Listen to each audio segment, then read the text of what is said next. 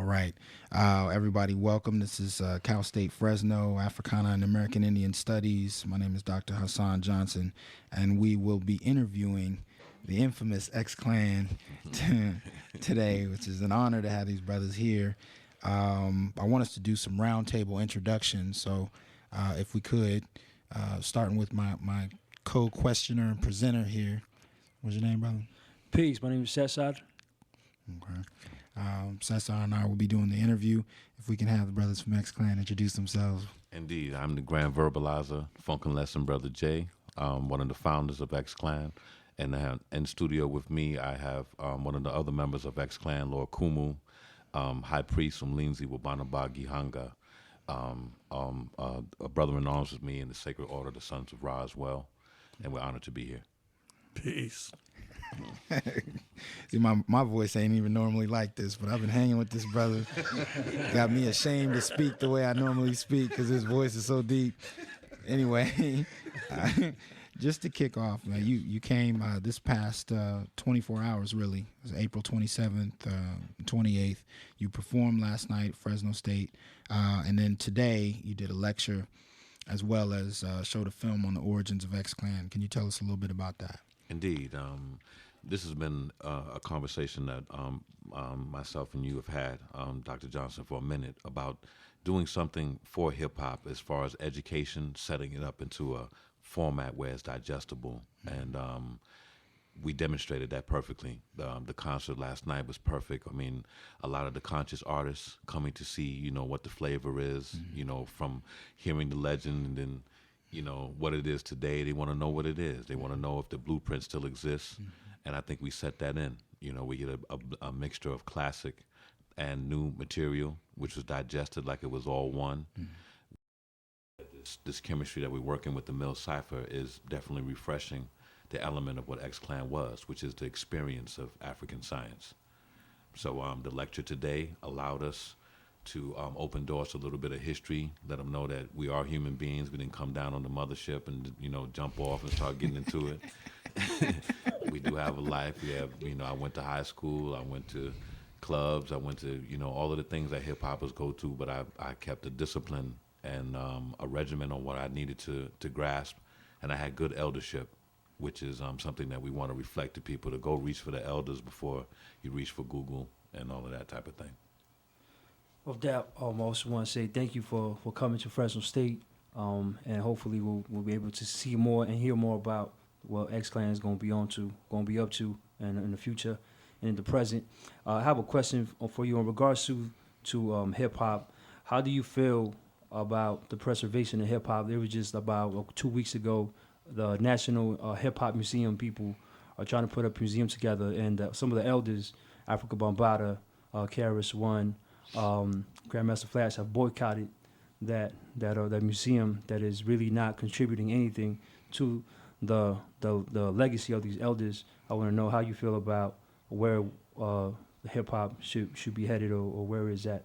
Well, I'm glad you brought up that point, because this was something that we were speaking about earlier at the lecture about the maturity of hip hop culture, and if the godfather of hip hop has a problem, then why is the museum not listening? That's the first question that I have. If you're building a museum that puts Russell Simmons as the godfather of hip hop up against Bambaataa, then there's a serious question. That may be the problem. I'm not hip to what the debate might have been, but I could assume, comfortably that that's what it is. We have too many divisions and subgenres in hip hop for a museum of that nature to be built, because if they're building from a commercial standpoint of commercial success or spiritual success, like we heard a lot of people today saying, man, I changed from a banger to started getting into the movement. I was talking about Black Spades, where my elders saying, I was a gangster defending my community first, and I saw a higher purpose to get rid of that stereotype, because every time I come in my leather and my boots and I come in my bandana, they call me a gang. So I got to get a new look. I got to get a new purpose. That's what Marcus Garvey helped us do, with red, black, and green, bringing that flag, for us and parading it through the streets in the East. You know what I'm saying? It's for people to see, to be proud. So if that museum is not representing those elements, there is going to be a problem. I may have to join that as well. Okay. Well, I mean, I was gonna save it till later, but since we in it, I mean, let's flow with it. I think one of the main questions that people want to know, and I've always wanted to hear you talk more about, is the mainstream. Mm-hmm. You mentioned a little bit about it in your lecture earlier, but grassroots, the mainstream, what's the relationship, and what do you see as to what should be happening? Well, I think people have to start to absorb where they're really at in this game. Like the sister that asked, she asked the difference between mainstream and the public, and when she was asking, the question wasn't even clear because she wants to be like, well, y'all putting music out, it's out there, but it's not mainstream. And I'm saying the mainstream does not belong to commercial. There is commercial mainstream, and there is a grassroots or independent flow of mainstream. I learned this through Cottonmouth Kings. I learned that through Tech Nine. I learned that through ICP. I didn't go on these tours for social acclaim. I went on these tours to learn what your market was different from your market and the one that I've been serving for, near 20 years, at the time. You know what I'm saying? We're 20th year now. So this was 2004 or 5 that I've been touring with them since. So I'm learning, there's another level of merchandise. There's another level of tour circuits. Now, Cottonmouth Kings, you don't hear their records on the radio. Right. You don't hear their records on video. You don't see them jumping up, but every house that they serve is sold out. And that's doing good business, meaning your promotion team, your marketing team, your radio stations are in sync with you. That teaches me a lot about the market. So that's a mainstream. Tech Nine, he got his own level of audience. You know what I'm saying? Memorize everything from the front to the back. Memorize every word that he's kicking. And his lyrics are not easy to even say on a flow level. You know what I'm saying? Loyalty, creates that independent mainstream. And commercial artists are usually dependent on how much you're rotating. Did you play on BET or MTV? And I always mention those stations because it's not fair to just to make it like the independent artist is a second, tier to the game. You have to, if they're 24 hours in a day and I'm Puffy and I'm buying 12 and Jay-Z's buying 12, what do I have room to buy? Even if I did have money for marketing, where's my time at? I got to buy from 12 to 3 like an infomercial. My music should be played at 4 or 5 o'clock or between 12 and 3 when you're coming home, picking up your children. I shouldn't be hearing Make My Bed Rock and all that kind of thing. You feel me? And I'm not judging them, but it's the program director's responsibility to make sure that the people are receiving comfortable information. You don't feel me? You feel me? Because if I'm doing something that's against the grain, the FCC is going to check me. If I go up on a station and start cursing, somebody's going to say, hey, man, that's not what's up. You're going to get a fine. Right. But if you're describing several ways for me to rock a woman at 3, 4 o'clock in the afternoon and I'm coming, where's the offense begin? Right. So if you build a hip-hop museum based on the success of these artists and writers, because remember, some of these artists are ghostwriters writing for these kind of materials sometimes. So we may be trying to diss the faceplate, but there may be other source behind it. That's why it may be a hit all of a sudden. Like, man, how did this guy jump to the top of the barrel? Right. So quickly. Mm-hmm. So the mainstream, we have to start taking this grassroots mainstream and defining it. Where do they do shows at? This is what X-Clan is doing now with the inner cities. Are y'all just going to the Summer Jam to sing with, with 50 and the rest of them? Because we do those too. We've done shows with G Unit. You know what I'm saying? I've done shows with Young Buck in Vegas before, Rich Boy. We've done that. You know what I'm saying? We do shows with everybody in the game. How do they take to you? I mean, what is it? Do they come at you like mentorship, looking for elder, or do they respect it? Do they not? Well, the older generation of the hip hop, there's a respect. For the new heads, our beats are banging, so we got them. Okay. They're tranced by music. What's your beat? We went and got Jake One. We went and got DJ Quick. All the cats that they listen to are our production team too. I mean, DJ Slip did tracks for me on Mainstream Outlaws. That's one of the original teachers of Dr. Dre with the MPC and Tor Fat Jack, who's down with me. We have legacy in our family with music and production, man. So. The mainstream does not belong to the commercial artists. It belongs to the people. And the different subgenres have to decide, what are you an independent mainstream artist or are you a commercial mainstream artist? Means if you're commercial mainstream, you got to get your chips up. You got to be able to pay for airtime. Don't be mad because if you feel your song is better, and it doesn't play up to 50 cents, you don't have 50 cents money or Interscope's money to get 12 rotations in an hour. You know, that's real deal. Yo, Brother Jay, I wanted to ask you, you've always been consistent. You've always been very relevant to the streets. Even when you weren't putting out music, your name was always carried in the community, especially the true hip hoppers. Always been carried on that legacy of the red, black, and green. I want to ask you, we just saw an excellent, I guess, was the origins and kind of give us a timeline when you started X-Clan. So where can people get that information if they want to look it up? We gave out the site. It was xclanmc.blogspot.com, and that's where they can see the new bio that we have. For our 20th anniversary, we put a picture up of all of the generation of artists. So you see ISIS, you see YZ, PX, so on and so on. You see some of the Mill Cypher, Lord Kumu, Fat Jack, so on. The bio is describing what we're building, a comedic university of hip-hop culture.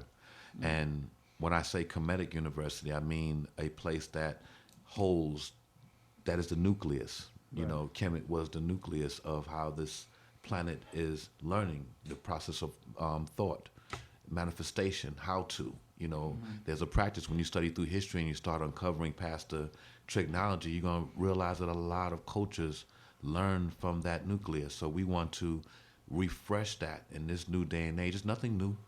You know what I'm saying? Comedic science exists with or without me.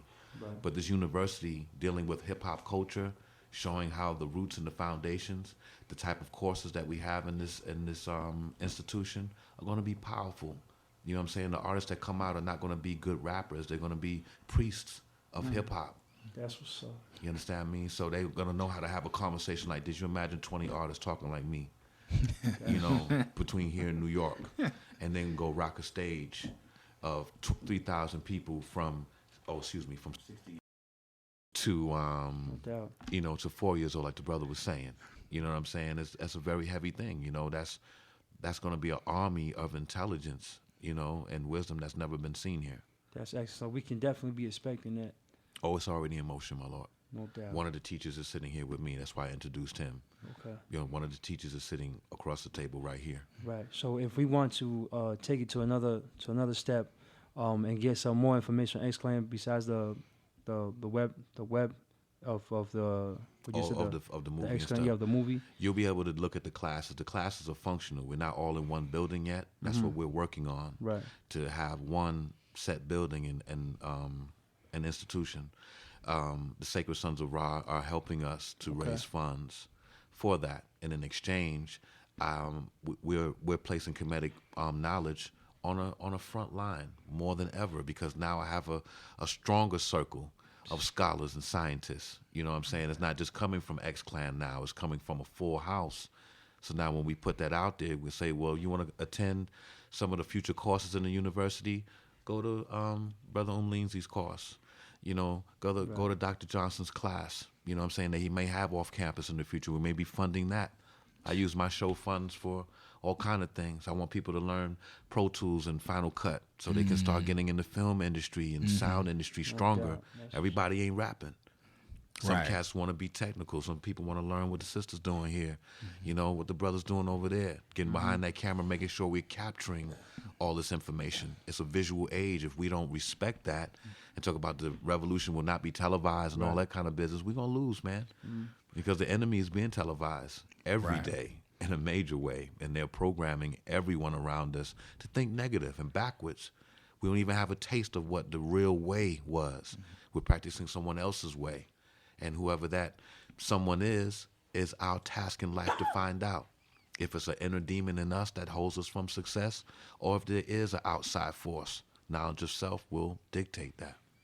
Thank you. So, and that's especially important because this generation especially is raised in an environment that's linked, visual, audio, internet, all of it is so connected. To them, there's no separation. sure. I mean, they're taking notes, twittering in class, putting up Facebook, and it's all one motion. Whereas for some people, I ain't gonna point out what generation, it's a little slower a process. But I see what you're saying in terms of how it's necessary to kind of work with them on how to do this in a particular way. Yes. Or else it could just have no moral guidance, no direction. It's just whatever gets people's attention. Exactly. We assume that the youth know. They don't. You know what I'm saying? A lot of these youth were born into a pop culture. They don't know any different. When they were born, Beyonce was number one, and and all these cats were number one. I mean, we knew Diana Ross. We knew certain people that were the first. But, even when she was a Supreme, I came years later, I knew Diana Ross was the boss from day one. You know what I'm saying? They know certain people as the boss. When they were born, man, Jay-Z was on top. He was the president. I remember Jay-Z was behind Homeboy and Hawaiian Sophie. You know what I'm saying? Brother Jazz. Right. You know what I'm saying? He was a man of study and whatnot. But, coming out with hip-hop, he had to do what he had to do. But that brother was powerful with knowledge back then. Well, I mean, as an elder in the game, most especially, you can see the necessity of mentorship. But in terms of young MCs who don't necessarily appreciate that right off, what do you say to them to help them understand what that relationship can do to improve what they're trying to do? You know what I mean? Mentorship. Well, you can't tell a artist that's ego tripping what to do. You know what I'm saying? If my goal is to be the number one MC, knock Nas out the box, homie, you can't tell me nothing. All I can do is example that the blueprint of consciousness works. So if he wants to say, "Oh, Brother Jay, I heard your records, man," and I say, "Yo, man, just come on," an artist did that to me one time. He was at my uncle's house, and my uncle, "Here's my nephew, man, he's starting in the game." He thought he was nice and everything. We in the lab, and we exchanging ideas. So we on the way to a showcase with KPFK. Divine Force was throwing a show or something. Big up.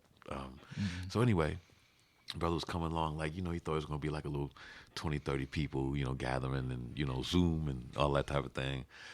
This house is packed.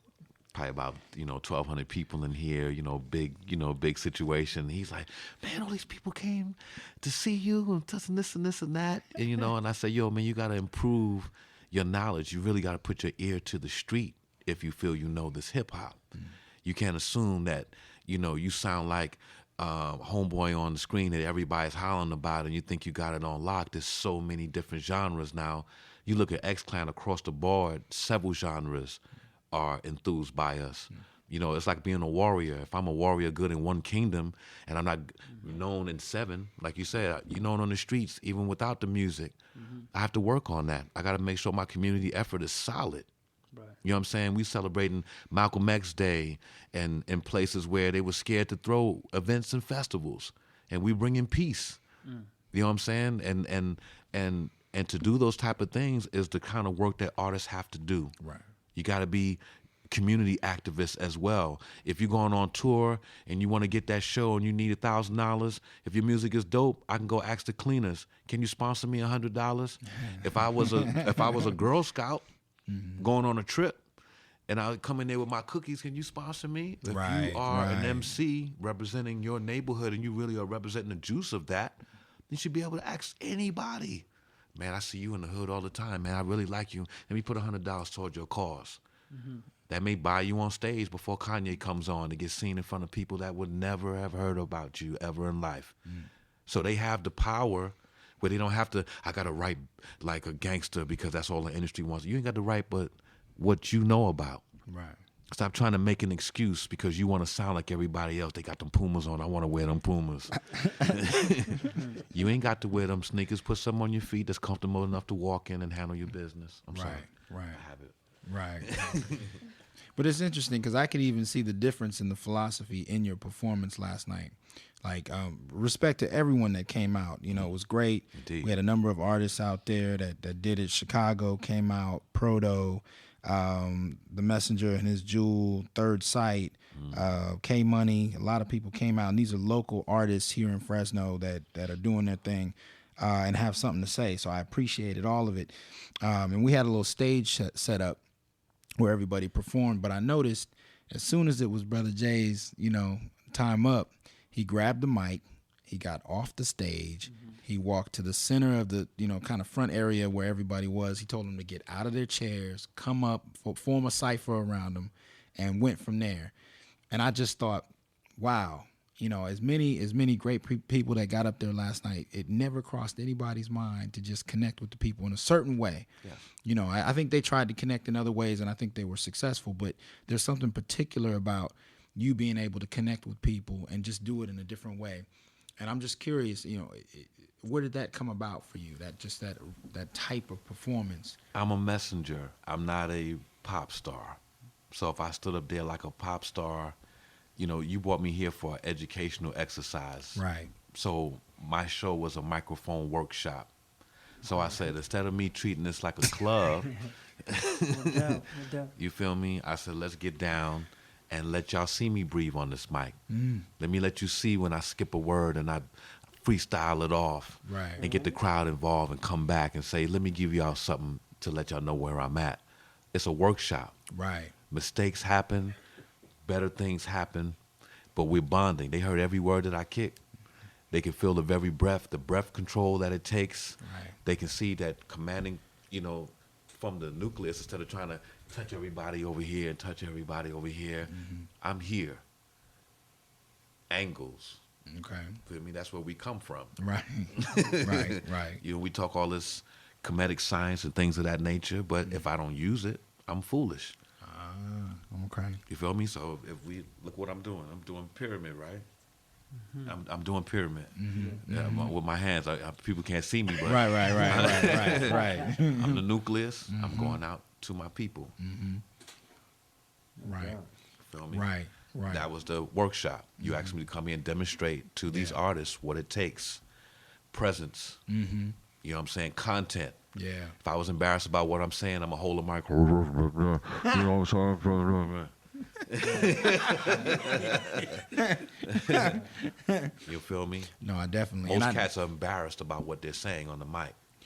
But I think that goes back to mentorship, because that's not something usually anybody's going to sit you down and tell you. But I watched MCs in the crowd, and, we were all enjoying the music, but I watched what they were looking at. Yes. They weren't necessarily listening the same way. They were looking at breath control. They were looking at audience control. They were looking at how you went from one song to the next. I mean, you would just like move your finger, and the DJ would just flip it to the next. And I saw them studying that. Yes. Yeah, you didn't even meet him. I mean, that was a trippy relationship. But even that, the relationship between the MC and the DJ, Yes. that comes out of a very old tradition in hip hop. But that may not necessarily be something everybody knows today. So these cats were watching you and studying every component of it. And I'm just saying, now that there is mentorship in a particular way, but there's so much more they can gain if they were to get involved, like with this comedic school you're talking about. They can do it right now, the elements of hip-hop. I went through all the elements. There was no comedic university for me. I learned how to rhyme. I learned how to beatbox. I learned how to DJ. You understand me? I had to learn business, entrepreneurship. That's part of the game. The type of clothing to wear, that makes the clothing designers know what to design around hip-hoppers.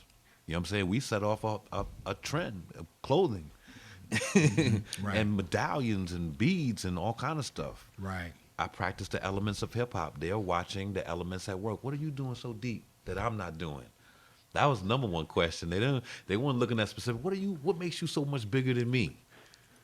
And I'm saying to them, I did my homework, man. Right. You know what I'm saying? What makes a scholar student more than the student that's every day attending? His application of what's being given to him. You know what I'm saying? So if I come to school, my homework is done, and I can say, yes, teacher, such and such and such. And, I'm not the student in the back. I don't know if that's right to say. I don't know if I should say this. I want to raise my hand, but I don't want to. That's what some of them MCs were. Right. I want to raise my hand and say it proud as I can, but I don't know if y'all accept me like Brother Man over there. They gotta be that. But that's some of the difference I saw though. And I mentioned this in the other session.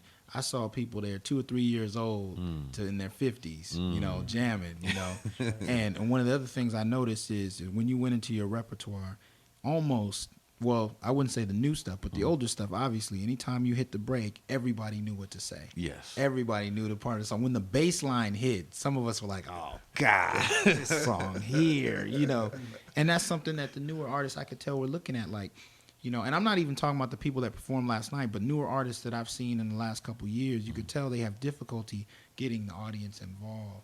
and finding how to get them into the song itself. You know, they go out up there and they spit, but it's different from getting the audience into what you're doing to where they don't even have to be standing at a concert. They in the car and they can spit out X-Clan lyrics. How did you learn that process? I learned production, and I know every element of that track, where it drops, where your emotions are going to change. I know with Verbal Milk, when I got everybody clapping to that raw drum, and then that bass line drops, it's warm, it's crazy. It feels like when you drink hot tea in the morning, the first thing in your body. Yes. You feel me? Yes. That's the hump. When you understand the nature of the hump, the relation is different. So you got my son, is my number one A&R. Both of my sons, because they're around me when I'm writing all the time. So I don't curse in my music because I want them to be able to say every word. I don't want them to go and say, blah, blah, blah in school. My daddy says that. Right, He's right. righteous, and Right. this is where I get it from. And if he says it's cool, then I say it. So everything I say is relevant. I treat the audience members like that as well. You bring your seed here, I want them to say words. Mommy, what's knowledge? Who's a leg bar? You caught me off guard. I want them to kick these terminologies, and I want the parents to understand the things that you're not teaching them. Sure, you can go ABC, let me check your homework. But all the things that you listened to back in the days, are you proud enough to bring it to the table? You know what I'm saying? Y'all hollering about Brand Nubian and Quest and all of that. Are you really proud to play that music? Would you play that at your barbecue in front of your 7-year-old or 8-year-old? Right. Let's go ahead and do that and see what happens. You know what I'm saying? Some of my material, I've remixed my entire catalog because I don't want any curse words on my material. And even though it was relevant, and I can justify it and all of that kind of thing, you know what I'm saying? You got to be balanced. It's either balance or not. Right. You know what I'm saying? So if I see a lack of balance, I can't come back to them and say, go back to my old catalog and just kick it out like that. Word. Brother Jay, also Lokumu, if y'all can touch on this. Today at the movie show we just saw right now, y'all talked about the 12 jewels, right? Can you elaborate a little bit more why they're so important to hip hoppers? Well, a lot of the hip hop was influenced by 5% mathematics, the lyricists especially, because if you listen to how the lingo, like for Kane, going and showing the flow on the phone. Today's mathematics is not as born as tomorrow. The way you run it down, the momentum. Me and the Lord were talking about the momentum of speech and memory. When a reverend gets into, yes, and the Lord, there's a rhythm in that. So the 12 jewels, I felt related to all of us as a hierarchy of needs, meaning if I'm an artist, from knowledge all the way to happiness, I can find relevance in my rhyme. Like I was showing them through the travel that I was doing. I said, well, I went to attain knowledge, and I gathered wisdom through that experience, and then I bust the understanding on the mic. You know what I'm saying? Until I mastered it and became an overstanding. See, people think they can just skip past understanding. You got to be humble. You know what I'm saying? In order to step to a level of overstanding. You know what I'm saying? Freedom, justice, and equality. How do I start to understand this freedom movement? What is me obtaining this justice? Who is my art? You know what I'm saying? What is the equality that I'm giving? What is the nature of the food that I'm receiving? The clothing that I wear? Do I look like a thug? Do I look like a soldier? You know what I'm saying? Food, clothing, and shelter. What house and chamber am I a part of? More so than people just think they roof in their crib. Love, peace, and happiness. The love for my brothers, my comrades. The peace that we demonstrate. The happiness when they see us. We ain't, we're embracing. Look how conversation is embracing. That's how I show the jewels. You know what I'm saying? I don't want you to memorize and to say, this is what the brother said. I want them to say, I gained knowledge today. Right. I gained wisdom by being in that circle, and now I can practice the understanding by doing A, B, and C. I want them to take those things as steps. And if you apply those steps every day, you won't, I need money. I need this. I need that. I need love. You don't need love. You got love. How you want to improve the love around you. We came in and applied solutions about improvement today, not giving them more stuff to memorize. It's information overload right now. You know what I'm saying? There's so much internet. They don't depend on elders anymore. I don't have to ask that old man. I got my computer here. Right. That computer can't tell you the feeling of the 60s. Do you think people 20 years from now will be able to tell you what the recession felt like right now? When cats are losing their houses and all kind of stuff going on, you think a computer's going to say a bad time in 2009 or 10 and people lost their jobs. Come on, man. It's bigger than that. We are losing living communication. Like my brother says, living ma'at. He's saying we're losing the life of that. If I knew the daughter of the Creator, I would want to hold her hand. I want to treat her to good food. You think about the concept of the goddess, man. You know what I'm saying? That's what we pass on through those jewels, man. No doubt. Real life. I told you before I was going to ask you about Jay-Z, but not on some old celebrity stuff. My curiosity is really not about Jay. It's about there are MCs who were present at a particular stage of hip-hop. They were made aware of the jewels. They were made aware of certain sciences. They were made aware of certain practices in terms of the integrity of the art, and may have gone a different direction. How do you, now I know you run into these cats sometimes here and there. How do you engage them on that, or do you, in terms of that, Well, what they're doing? And it's like if I had a friend that's a police officer, and I don't really care for how certain police officers carry about, I can't judge him to have the same intention of another officer. And I can't go and say, I don't like your job. I don't like the way you handle your business. Now, I'm a street soldier. I do the same thing that police officer does. But it's a different, approach.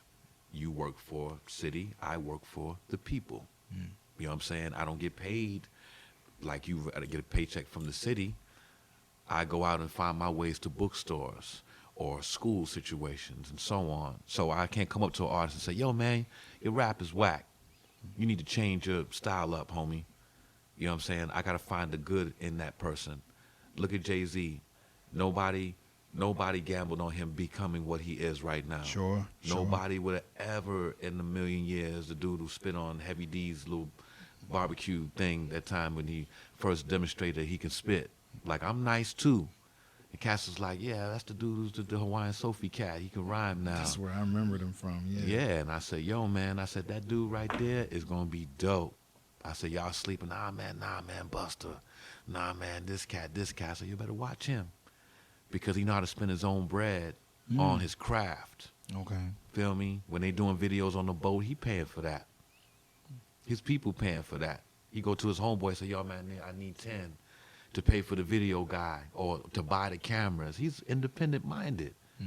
And he had the city on lock, homie, before they even launched all that stuff. They had it on lock. And regardless if it was through hustlers or through whatever it was, somebody in the game said to him, yo, man, you got to get off that personal feeling that you got and play the game. I can't take that away from them because when he digested that, it made him a billionaire. He don't have to stress about, can we build a community center? Can we build a comedic university? If I was Jay-Z, I'd pull it out of my pocket and say, yo, man, it's up the street. But I got to touch the people and say, yo, man, we need you to contribute. We need you to come to this show. Partial proceeds go toward this. When you buy my album, $2 goes toward here. I got to play the game. But I know, influence-wise, that it's possible for me because I look at Z from the beginning to now and say there is hope. There is a way for me to grab independent business, keep my personal business to myself, and just put out my signature. If it's positive or negative, it's either accepted by the people or it's not. That's what makes you a hit with the people. If they accept it, it's what it is. They don't care if somebody's talking about getting brains in the whip and all this kind of stuff. I've heard Nas say some of the most outlandish stuff in the world. Right. And then to come back and say, if I rule the world, I do this. I free all the brothers in Attica, this and this and that. It may be flip-floppy to where I come from, but he's trying to set a balance to say, I play a pop game every day. So I do what I can. Don't judge me. But in my circle, like, oh, man, that's flip-flop. But I have to say, yo, man, that's an artist. He's playing the game. I can't judge him. We have to get out of judgment. If I'm telling him stop judging me, I have to stop judging them. You also talked a little bit earlier about a particular time in hip hop when people had a fear of success. Mm-hmm. And in that, I think we could easily take away from that statement that there are some that didn't have a fear of success, you know what I mean, and handled it differently. How would you say the state of that is now in terms of that? I know everybody wants success because they're tired of being broke. They feel like success is money. I know I'm tired of being broke. Exactly. Yeah, no doubt. You know, all of us get tired of being on a certain level where we have to stress about survival. You know, when it's put in our face every day, you see cats with 22-inch rims and, you know, all this furs and diamonds and, you know, the women gravitate toward that. You're like, oh, will money, you know, take me out of the problems and this and this and that? You know, it's not about that. You know what I'm saying? At some point in the time, you got to kind of, you got to kind of embrace a different moral or principle, like we say. You know what I'm saying? To let go of that. I think that I'm trying to be careful with my words. I'm trying to speak, brother. Speaking of, I'm trying to be so careful with my words. I'm losing my topic because I go on a tangent of knowledge. I want to give so much all the time. oh man, it ain't no tangent, bro. It ain't no tangent. Speak my heart, my Just go Lord, ahead. speak my heart. That's All right. is well. That's right. Rephrase the question again for me so I can. Okay, we were talking about those who were afraid of success, couldn't really figure out how to handle it at a certain stage in hip hop. I don't remember the exact time frame we were talking about though. All right. But What I wanted to start was that first to admit I was scared of success. I skipped over that and I lost myself. I want to admit that I know that money broke my crew up to a degree because we all had a different ideal of what we would do if we had success. Now, some people think, you know, when you have a movement, you know, the ideals are simple. You know, let's build this center, let's do this, let's get a school up, let's do whatever.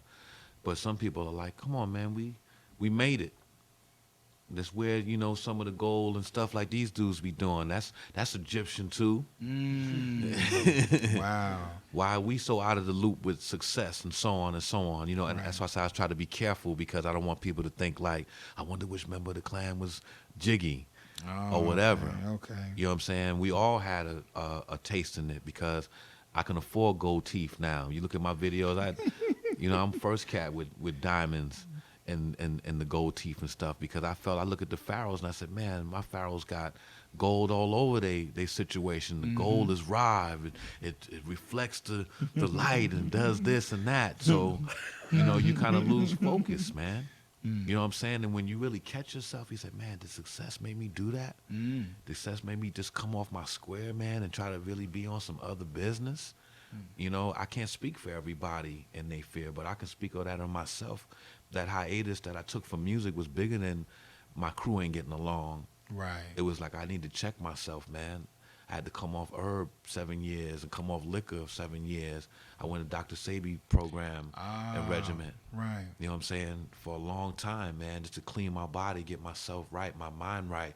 If your body ain't thinking right, your mind ain't right, homie. If you got contaminants in your body, you know what I'm saying? There's sickness that travels through your body and circulates. You feel me? So I didn't feel that we were going toward the cleansing. I felt we were going toward, we made it. Look at us.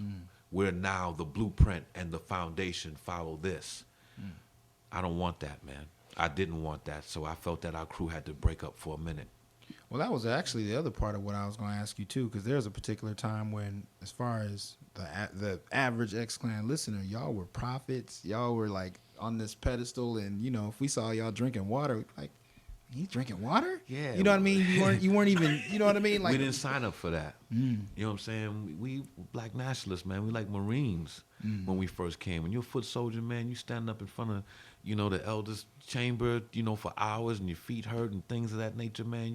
You're a soldier, homie. Right. We ain't got no time for that. But they made us the Pope for some reason because they saw the ankh on our crown. I'm saying, you know, you also see red, black, and green on us. You know, think about the soldiers that's out here. Think about them Panthers and stuff that y'all misjudge, and the Blackstone Rangers that y'all misjudge, and the RNA. and all these all the organizations, man, that really held it down for black people. Right. You know what I'm saying? I'm not afraid to say black people, you know, even though it's a mislabel of African. You know what I'm saying? I'm not afraid to say that. In America, they visualize us as a label. Right.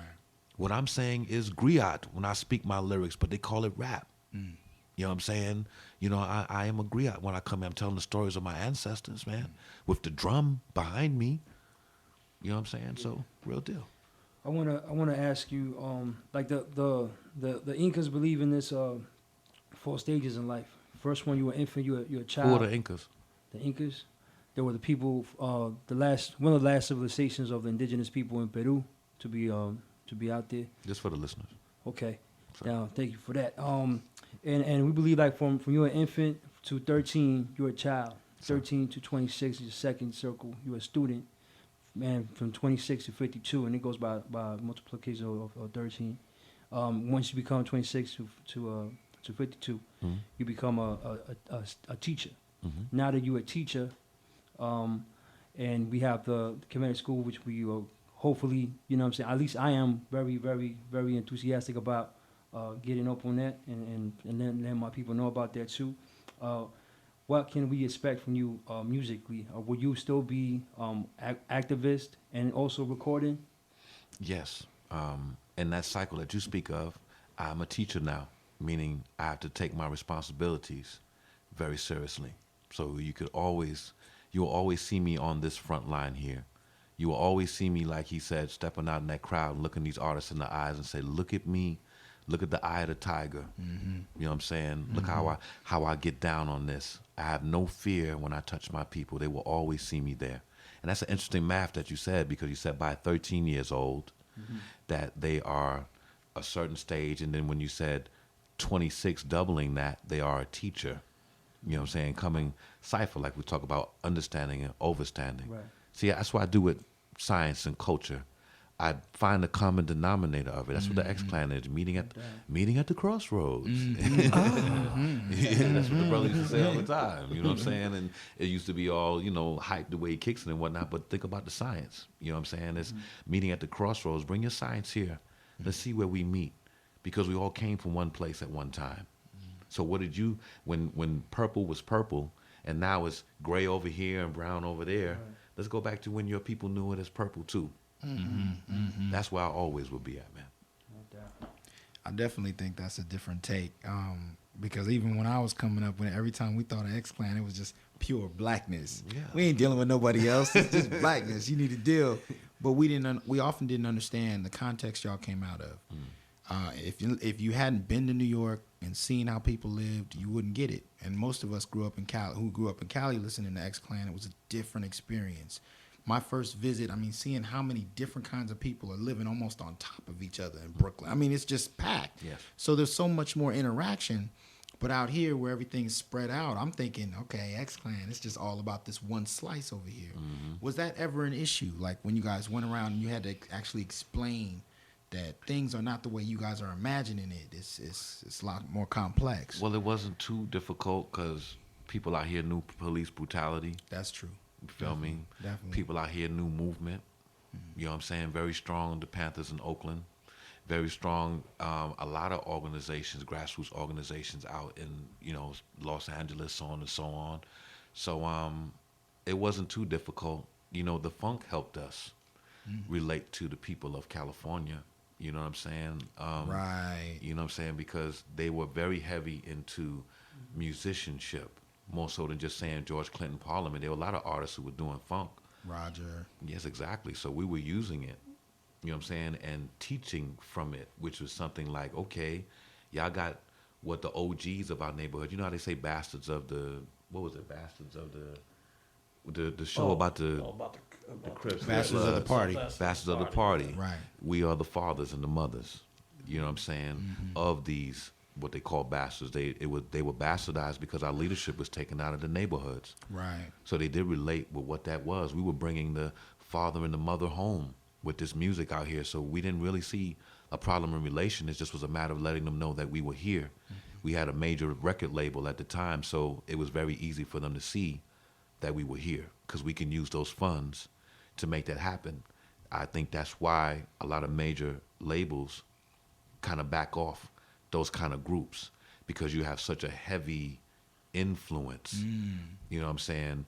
It's not based on, yo, you got to get a hit record to match Nas's, girly girl record. You can't say that to us.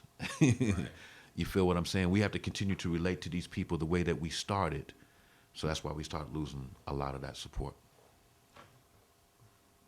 I wanted to ask you too, just continue on the relationship with the Universal Zulu Nation. How much have you taken from that as coming up as a young person? I remember you telling us that you started beatboxing, and how much influence do you think organizations like X-Clan, foundations like X-Clan, and also Zulu Nation, their role is not just like, for example, Zulu Nation is now international. I think X-Clan, I've heard y'all in Cuba when I was out there. Yeah. So I know y'all international as well. How do you feel about that legacy carrying on, and what will be the next, the next generation that comes after you on that strength? Well, I think Zulu Nation is a very powerful medium, and organizing it, we should be creating healthcare for older artists. We should be creating centers for them to teach in. You know what I'm saying? All of the old school artists that didn't dumb out on drugs should be teachers, because everybody ain't cool, man. You know what I'm saying? Everybody ain't cool in my generation, after Bam and them. Everybody ain't cool. But the ones that are, that get accepted to an order or a council, let's say, should be responsible to say, yo, man, you're going to be responsible for throwing events. That's what Zulu Kings are supposed to be. If I'm a Zulu King, I'm supposed to have a place for me to throw events. I'm not supposed to have problems with my light, my gas, and if my leg breaks or anything like that, my kids get hurt. I've contributed to the game. I'm a council of hip-hop culture. Hip-hop as a music makes $38 billion plus. Exactly. Feel me? Wow. So how in the world that 2 or 3 million or 10 million, let's say, come on, if Cash Money Millionaires get $10 million to start a label back in the days, what is it worth for a Bambaataa? What is it worth for a Kool Herc? What is it worth for a Public Enemy or any of these cats that have contributed? And people constantly say, oh, man, you're such an influence. But they're not taken care of like that. Sure. If I'm a veteran in the Army, I get some kind of benefits. So when are we going to say as a people, like, yo, man, your dollar donation every month to such and such Zulu Nation goes toward healthcare for the council to make sure that they can travel and be here for you to stand up for your rights. If there was some kind of understanding like that, I think we have a better game, man. I don't think that we would be begging to be on radio and commercial. We wouldn't care, because we have our own radio circuit, our own Chitlin circuit for shows, everything. Right. We wouldn't need. I think that once we empower our elders to have that kind of appeal, I told cats before, y'all want Bam to have a satellite radio station? Pay for it. Everybody in Zulu Nation put $1 up if it's 1 million people. Yeah, I put it 20. What's going to happen? Feel me? What's going to happen? Bam is going to have a position. He's salaried for the next 4 years to do satellite radio. Right. Anybody that comes to work with him is automatically paid because the people pay for it. Who did you have to ask but Jerome? We have to get to that stage. That's why I was talking to you earlier. Hip-hop culture is not mature enough. I see. It has its pockets. So while my brother Chris wants to say, and not in the wrong way, don't let my tone be twisted, my brother wants to say that hip-hop is prepared to be a race of people, like black, white, hip-hop. I don't agree with that. I don't agree with it on the tip of we never got civil rights correct. We never got human rights correct. We still freedom fighters, so there's a problem. So I don't agree that we should be, okay, let's just check it off. Everybody come together here, let's huddle. We are now hip-hop as a race. Right. You're not intelligent enough to do that. We haven't even figured out what was stolen from us yet, and we talking about making up something new? That's word. I can't see that. And if the temple represents that, I think they need to rethink that. Even Master Malachi York went back and corrected sciences that he felt like, I'm a different degree in my life now. Let me go back and refresh. Oh, he corrected his own. Yes. Oh, okay. Yes. Okay. I thought you meant he was going back checking other groups, but you're talking about his own work. He refreshed his own knowledge. Wow. Because if you came out, you're thinking like if I came out thinking like a Muslim, and now I'm thinking like a Nubian or a a universal being. Right. Where I'm not claiming denomination anymore. I'm showing you where I'm from. That's a different understanding. You no longer have a religious understanding. You now have a existence understanding as a universal being. So we went back to correct work, which I thought was admirable. If you have a master teacher like that to do that, why can't we do that with hip hop? I'm showing that with my catalog, East Blackwards will be remixed and put out before the end of the year. What? Excuse me, brother. What was that? East Blackwards will be reprinted, and there will be no curses on it. I mean, it's only like 2 curses on the record. But even for the classic heads, they kick it like that. If you didn't know it, then this generation will be introduced to it as a clean slate. Wow. You feel me? And I'm encouraging other artists to join me with that. We have a division of True School Production where I can take Jungle Brothers catalog, clean it up. You imagine what that grown man would sound like now singing some of the better songs that they had. I don't want to remix Jimbrowski. I want to remix Forces of Nature. I want to remix songs that made some kind of relevance to our consciousness because I can use that. You can remix the other stuff with Rhino Records or anybody that accepts your old catalog, K-Tel, greatest hits from the Jungle Brothers, $12.99. You can do that with them. Wow. When you come to me, give me all your conscious material. I want you to respit, rewrite, reflip. I showed them with Weapon X, reflip your material. I reflipped Exodus. And now when you listen to Weapon X, you listen to the content of both songs and weigh the difference. This generation has a different mind frame or how they accept information. I gave it to them the way that they can receive it now.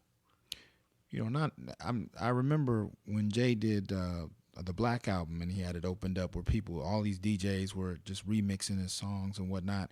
And I remember thinking, that's cool. I mean, I like the basic idea, but I would love to hear that with other groups. And, X-Clan is at the top of that list. Is that ever something you've considered, like letting producers and DJs just take your voice and throw all kinds of different beats to it? Or? I'm funny with that. Really? Yeah, because a producer, like I had with DJ Quick, when he came to do something for Return from Mecca, he was in 1990 mode. He wasn't in Return from Mecca mode because you got to be there because you haven't heard me since that. So he came with Funkin' Lesson. And I'm on, the how Space People was dropped or how you heard some of the Third Eyes on Me, stuff like that. That's my joint. I'm introducing flows that will relate with this generation. So I said, he just finished doing Games album when he came in the lab with me.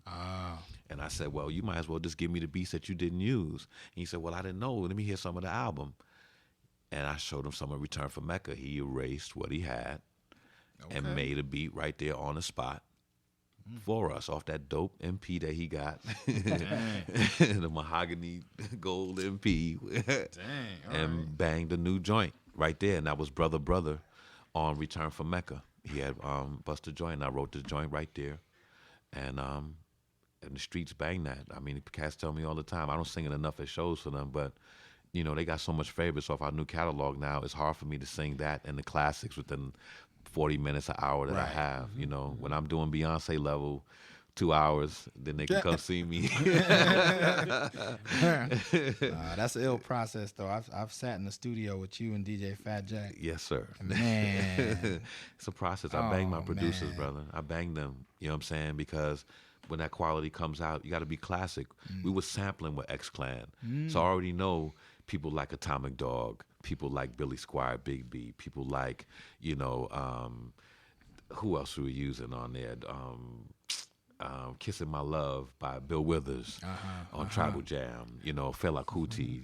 We were sampling stuff that was already favored with people. So I was just saying, okay, you like this kind of cheese, I'm going to put this with your favorite turkey and your favorite bread and have a little side with your favorite chips. Right. You know what I'm saying? Now we got to make the chips and the bread and the turkey and so on. Right. So I got to make sure, man, make sure that turkey fresh. Fat Jack. Well, let me say, though, I still loved what y'all did. I mean, you, especially for me, you introduced me to a whole generation of music that I really hadn't been formally introduced to. So the first time I went into a Parliament Funkadelic concert, I was in college.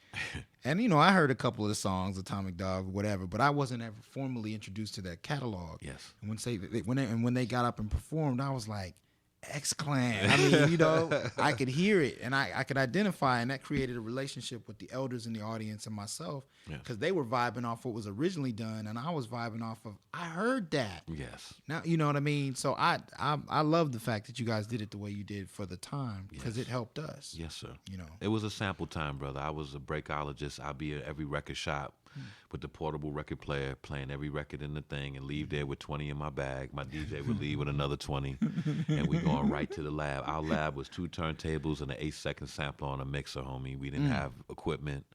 So these cats be talking about, man, I got to get Pro Tools. I got to do this. I made from 2 turntables and an 8-second sampler. I made that album. you and Shaft. Yes. Much respect to Shaft. Yes, and much Rest respect. in peace, brother. You feel me? And that's what it was about. So you listen to all of those little collages of samples. None of those samples are more than 4-bar loops. You know what I'm saying? Put together to make happen. But the fact that we knew how to mix, you know, you hear Reby Jackson, Centipede in the middle of Funkin' Lesson. Cats don't know that. You listen to the break. You know what I'm saying? You hear Rapper Dapper Snapper, Edwin Birdsong on the drum part. You hear Theme from the Black Hole, Parliament Funkadelic on there. I know my music. You know what I'm saying? Yeah, you putting me on to. But now when you listen to it, you can listen for it. Let me hear what he's talking about, Theme of the Black Hole. Let me hear this Reby Jackson. That's right. Leonard Nimoy, Perfectly Black. You ain't know Leonard Nimoy made Nah, I records. didn't know Leonard Nimoy made that, man. Dr. Spot. He Yeah. used to have poetry records. I went into my cousin's house and it was perfectly black. He's a spoken word artist. I used to listen to these dudes' voices and know where I want to go. My voice wasn't like it is now. I was young. You know what I'm saying? But it was coming to resonance, this. Yeah, exactly. It had the energy there. So I admired cats like that when I was speaking, James Earl, stuff like that. I admired them. So I wanted to put that down through rhyme, man. Yo, I have one last question, and this question is for the future. What would be your message for that 4-year-old that was dancing in that crowd last night? Tell your parents to give you music that helps you learn. Feel me? If you feel I can learn from Lil Wayne, hollering about champagne, and that's what a parent decides, and that's what that child will learn. But if you say to them, I'm gonna break it up a little bit because I want them to learn a little bit of champagne, I want them to learn a little bit of this organic. You know what I'm saying? That's gonna give them the balance, and they're not gonna look. A lot of these cultural students that come to to a hip hop concert period are stuck on stupid because they don't know what's happening. In the streets, you gotta know what's up. Right. You know what I'm saying? I gotta know what Bun B's hollering about. I gotta know what Mos Def is hollering about. It's hip hop, staying hip to what's going on. But what you get sucked up into is different. Right. What your lifestyle is. So if the parents are gonna give them a little raw, like, okay, I'll let y'all listen to such and such in the car with me when we're coming home. But when we get back to the house, you know not to look at me and say that to me or direct this toward me or to say certain things in front of your elders. You know, if you have that kind of mature relationship with your child, that's different. Right. You know what I'm saying? But I would tell that 4-year-old, if they have enough sense to hear this kind of conversation and understand it and digest it, tell your parents give you a little something with some content and some building. You know what I'm saying? Tell them, you know, when I'm listening to X Clan, I want to write down 10 words I don't know. Can you help me define it if you don't know? You know what I'm saying? I want to listen to Public Enemy or Immortal Technique or Dead Prez, and I want to hear these words, and I want to know what they're talking about. Right. Take me to Lightseekers, .ning, and who is this teacher? Who is Howard Zen? Who is this speaker? You know what I'm saying? And help me digest what it is. So by the time I'm 10, I'm knowing how to do calculus. I'm knowing how to speak and have reading comprehension as my plus and not my minus. That's why kids are failing school right now. That's right. Because there's no comprehension on reading. Right. Do the lesson, come home, do your homework, Right. go back to school and listen. Right. There's no comprehension. There's no place for them to demonstrate that they do understand. You know what I'm saying? If you're not in that classroom setting, give that child something that they can use everywhere so you're not lost. If you don't know what a Crip looks like, you're going to walk in the middle of a set with all these dudes with all these rags on, like, hey, what's up, man? Let me do my community service. You're about to get served, all right? You might get the served. wrong thing. Exactly. Wearing the wrong thing. You may be wearing that red in a place where you don't know what's up. But if your parents say, don't listen to that music with them Dipset cats and so on, you may not learn where to wear that red at. You know if you should wear it at all at certain places. Right. You feel me? There's a lot of blood music out right now. Yeah. There's a lot of gang music. I'm not against it. It's just that people got to be, kind of listen to where they want to recruit themselves. Mm-hmm. And I say, well, be fair. At least let people know what you're recruiting for. Mm-hmm. If you got the rag on your head, you ride, and everybody got red on, I think it's kind of clear what they're representing. Right. If a company like a MTV that's worldwide is going to let them pay to get into that, then y'all are feeling that gang culture is controlling the game right now. That's what they feel. Gang culture is controlling rap music. Not hip-hop culture, but rap music. Right. Feel me? Right. So if you're going to dip your child into hip-hop and then rap music, or hip-hop culture and then rap music, they got to know the difference. Exactly. You know what I'm saying? Exactly. That way when they get older, man, I feel like some rap music today. I feel like some gin and tonic, gin and juice. Let me go to the club. Right. They know how to do that. But they're not stuck in it. And they're not stuck in it. They can come back and say, okay, man, too much. I'm wilding out. Right. Let me get back to balance. Right. You know what I'm saying? I get my sip on, homie. I'm not, you know what I'm saying? But there's times that I fast. Mm-hmm. Right. You know what I'm saying? You got cats who stay sip on for 10, 20 years. Right. And they'll never come off of it. Them A&Rs with them labels, I guarantee you they never came off the sip on. Look at Russell when he started doing yoga and cleaning himself and getting rid of the drugs and all the stuff that he admittedly said, I was on it like that. I was doing this and that. I was going now, but now I'm this. Why didn't the game follow him? Mm-hmm. Why don't you practice? Look, man, y'all done did enough of this crazy kind of rapping and stuff. I just want to do 3 groups like the Roots. They signed Roots to Def Jam. They didn't blow up. Not at all. Not at all. It wasn't a good fit at all. And I'm saying, why not? The president of the label is now clean and so on and so on. Right. Why they don't get enough notoriety? I think Black Thought is as nice as Nas. Mm-hmm. What's the problem? No doubt. Nobody said anything, man. Right. So if the parent is not stepping up, like, wait a minute, y'all not getting enough for me to feed this child that's asking me for this content, I can't find it. Feel me? They're not stepping up like that. That has to start being done, man. Let me pose one quick last question, and this actually goes to not only Brother Jay but Lord Kumu, who's sitting in here taking it all in. One last question: the relationship between hip hop and the academy. What do you think needs to happen at this stage? I mean, you got young cats, like young professors, relatively speaking. We ain't gonna get into my age, but who want to see hip hop properly respected, properly treated, and understood. But, that's coming from a vantage point of a fan who grew up listening to it, who thinks there's relevance and needs to be studied. What else do you think needs to happen in terms of this? Like I always say, we have to get away from tradition and start practicing principles in all that we do. We get stuck on tradition, and what tradition does, it stagnates your mind. When we practice principles of anything, we can continue to move forward without any limitations. That's real. And the tradition at this point is fad in hip hop. This is the hot dance. Right. This is the tight. I mean, dudes wearing skinny pants right now can't breathe. You know what I'm saying? Can't breathe, homie. It's ridiculous. Look like tights. And I'm saying, where you getting that from? Who put that on you and say, yo, man, go rock this? But they felt like this European gear was the lick. This is how Mick Jagger dressed, so we want to pass it on to you. Mick Jagger is not hip-hop to me. You know what I'm saying? He may influence musicians, but, yo, man, I can't take his look and put that up in here. Man, some hoods that you go to, them skinny pants, man, you get whooped, man. I don't know what kind of hoods deal with that. You feel me? So it's fast. So if it's on TV and you feel like the new young groups got it, they got the old gazelles on and so on. I'm like, man, y'all couldn't make a new pair of gazelles? Them glasses is ugly, man. I couldn't stand them glasses. I was back in the days, man. Some ugly glasses, homie. But not to diss on this or that, but I'm just saying, it's never a unified front to fight this fad thing off. Let's create our own, man.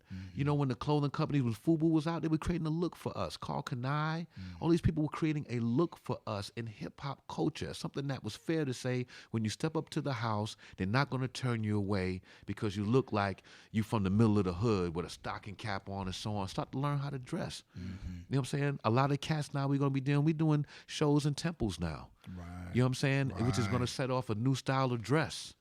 Sure. I want cats to come, you know, when you and your girl want to go out, let's go to the temple and see X-Clan perform. Put your nice dress on and some shoes on. She ain't heard you say that in a long time. She you used to taking them to McDonald's or something, or you know what I'm saying. But to dress up now and don't have to be going to church.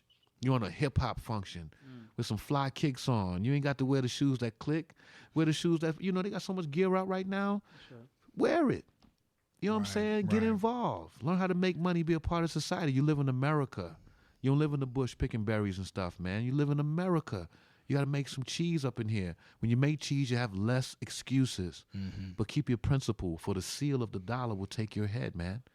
You got to break that seal, override it, man. We are the riders of the no, man. Don't let the mysticism and stuff be ahead of you. You know what I'm saying? Override that, man. Yeah. Read that dollar, know everything on it, know what it does, what it don't, man. Know what it is in your life and what it won't make you. You'll be a better person for it, man. To conclude you. All right.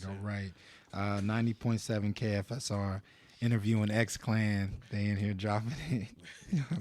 Man, first off, I want to say thank you to the clan. Thank you, brothers, for coming through. Thank you, my Lord. Thank you for the beautiful award as well, man. Thank you, bro. No doubt. 20 years of tradition, celebrating the 20th anniversary of Today's Blackward, first album by X-Clan, and all the work they've done since. I also want to thank my co-interviewer, Cesar Casamayor, rising scholar, ancient indigenous peoples on multiple continents. Yeah.